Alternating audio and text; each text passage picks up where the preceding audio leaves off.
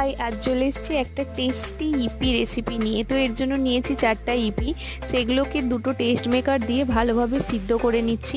এদিকে নিয়েছি 3টে ডিম, সেটাকে ভালোভাবে নুন দিয়ে আমরা ফেটিয়ে নিচ্ছি। এরপর আর কিছুটা দিয়েছিলাম ম্যাগি মশলা। এরপর দেখুন ম্যাগিটাও আমাদের সিদ্ধ হয়ে গেছে। এরপর কড়াই কিছুটা তেল দিয়ে আমরা ওই ফেটিয়ে রাখা ডিমটা দিয়ে ভালো করে ভেজে নিচ্ছি, এরকম গুঁড়ো গুঁড়ো করে।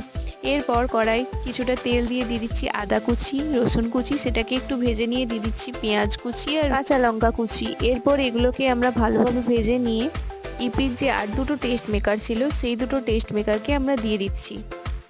আপনারা চাইলে তখনও দিতে পারেন, বাট আমি এখনও ইউজ করেছি আর তখনও ইউজ করেছি।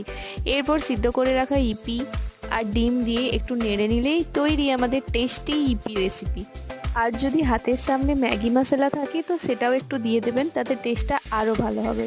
তো চলো, আসছি নেক্সট ভিডিও নিয়ে। টাটা।